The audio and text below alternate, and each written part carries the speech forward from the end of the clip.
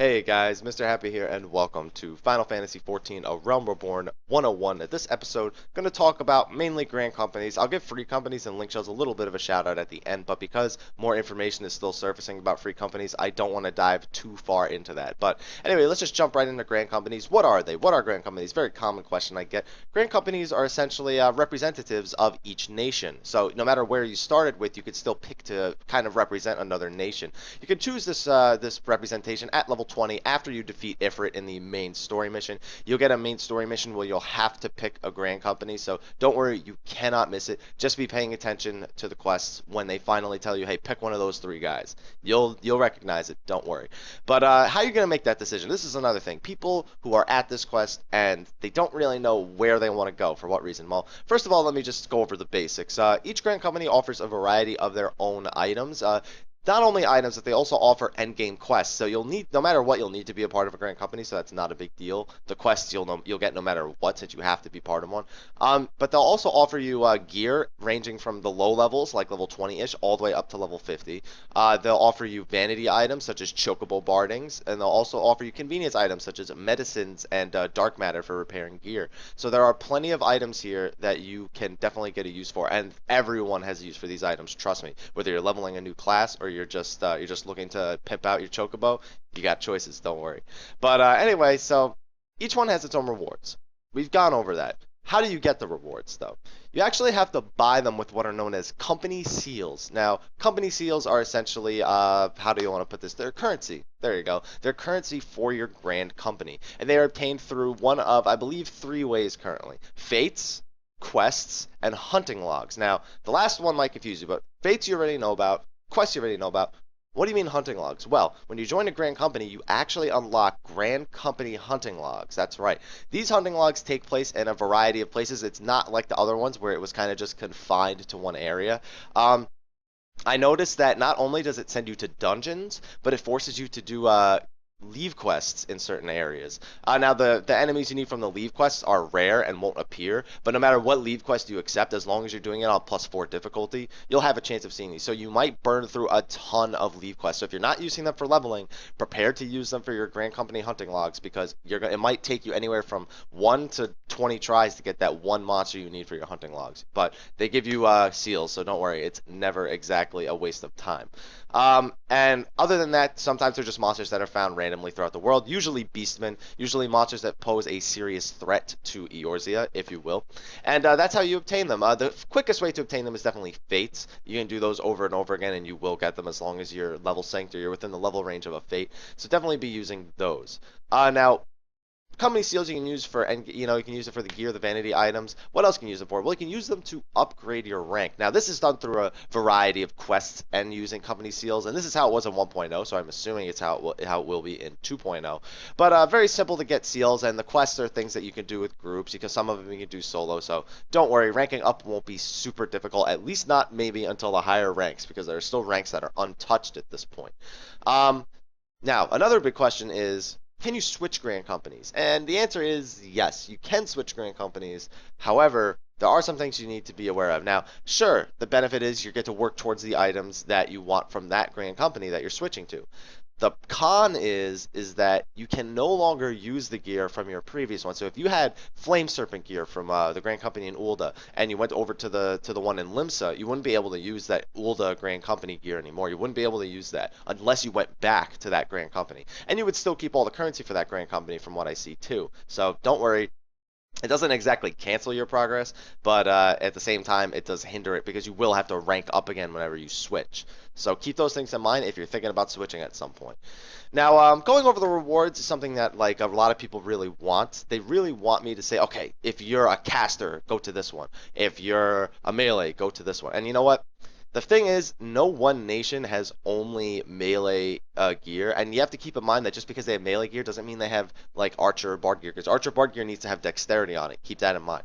So I actually have a list of all of the level 50 items in the description below, a Google document that I put together. So if you're interested in only the level 50 gear, definitely check that out. If you're interested in the 20 to 40 gear, I'm not going to go over that, because that gear is easily replaceable by dungeon gear, as is the 50 gear. But not only that, but it's not like it's going to make or break your level 50. It's not going to make or break your level 20 or your level 40. So don't worry too much about that. So check that out. There's all types of there's all types of things in there, but let's go over what the lower level ranks are, and then I'll jump into what the higher level ranks are a little bit. So rank 1, every nation pretty much has this static. They have their own gear, they have their own weapons, so their own weapons and armor. They also have medicines like antidotes and echo drops, which are pretty useful. They have low level dark matter, which is used to repair gear. They also have your Chocobo Issuance, which when you do your Chocobo quest at level 20, you'll need if you want to get your Chocobo. I mentioned this in a previous video. So you'll need 1,000 seals for that issuance at some point if you don't have a Chocobo already, like as a legacy player. You can get bardings for your Chocobo, and a barding essentially is something that makes your Chocobo look different. Like this one's kind of a half Gridanian one, so it's like it's not that great, but you can get better ones as you rank up. You can also get these experience manuals. As you can see here, they have pretty long names, but these are actually crafting and gathering experience boosts. So you can use these when you're out there crafting or out there gathering, and you'll actually get bonus experience up to a certain cap with these items. So those of you who want to level crafting and gathering very quickly, make sure you use these a lot. So that's rank 1. Let's jump up to rank 2, because rank 2 isn't that much different. There's some higher level dark matter and some more bardings. As you can see, there's actually 2 here. So now you got a total of 3 bardings. You pimp out your Chocobo however you want. There's even better experience manuals. These ones cap out 40,000, I believe. I think the Gathering one crafts at 40,000, but they're better than the rank 1 ones. Is all I'm trying to say. You also have your mid-level gear and weapons. There are some things in here that I do want to cover that are very, very important. However, now there's an item in here called Sanction. Sanction is technically a buff that you give your character for a certain amount of time, and if you have certain Grand Company gear that has a Sanction stat on it, you will need the Sanction effect to harness that stat. So people looking to wear gear with Sanction effects, maybe the Sanction effect makes their gear better than some other, like maybe endgame gear. Maybe it's just like the breaking point for them that they need. That is what you will need. Now, from what I can see, Sanction gear only seems to, work on I think it is the head, body, hands, and feet of the level 50. That's the only place I've really seen the stat being mentioned. But I'm sure that the rank 2 stuff it's got to have it somewhere because you unlock it at rank 2. So it'd be kind of weird if you couldn't use it at rank 2. But it just gives you little bonus stats for the duration of the sanction. Now, one thing I do want to mention about rank 2 that is important is that there are earrings, rings, and neck pieces that are specific to, like, tanks and melee and ranged and casters. Some of them are even like Black Mage and Summoner specific because they only have int and they don't have mind or piety or anything. So please keep that in mind. Definitely, if you're interested in that part, go look at the document in the section below. And especially if you're looking for more information about rank 3, because rank 3 honestly is level 50 gear and weapons. That's all there currently is right now. There's nothing in the material section, so this is what there is. There's a weapon for each class. For each class and job, and there's a head, body, hands, and feet for different types of different types of people. I could say, for example, that Ulda has 2 caster pieces, 1 melee piece that's primarily a tank piece, and 1 foot piece. And then, of course, they have melee, ranged, caster. It's just that's how it is. That's a static way it works across pretty much the entire thing. I will say this, though. Any tank looking to get gear from this, I wouldn't use this gear unless you're fighting enemies that have extremely high magic attack. And the reason why I say that is because their base defense is extremely low for tanking gear. I can say that honestly, that tanks, even though there's some parry on it, there's some determination on it, there might be some accuracy to help you land your hits, that there's so little defense that unless you are so confident that you won't die with that decreased defense, or that you'll really need the additional magic defense that it has, that you don't really use these too often. They will have their place, I can assure you, but just not all the time. And also it feels like there aren't as many tank pieces as everything else. They're there, but they don't feel as they don't feel as like big to me. And that's pretty much all there is to the Grand Companies. Obviously, there are still 3 ranks of rewards that we haven't even gotten to see yet. So I think it's important to note that this information is incomplete. I can officially say this information is incomplete only because there's still more information out there that we can't access yet. So hopefully, guys, you will stick with me as I figure that part out. Now, I want to briefly mention free companies because this question comes up a lot. What's the difference between a free company and a Grand Company? And what's the difference between a free company and a link shell? Well, a free company is essentially your guild. If you've played any other MMO, it's your guild. If you haven't, a guild is essentially the group of people that you're going to be doing content with for, however long you stay in the guild, which is hopefully a long time. And free companies have access to a lot of specific things that we haven't gotten to test yet. For example, they can own their own houses. They can earn their own, individual members can earn their own points, which can help them, get the free company more stuff and level up and give them more benefits as well. There's also things like bonuses from the houses, and you can change who has access to what, maybe storage, maybe there's an experience bonus you don't want certain players to have. You can just manage all that stuff if you're managing a free company. You also get this little name, this little tag next to you in a bunch of my pictures. Sorry about that. And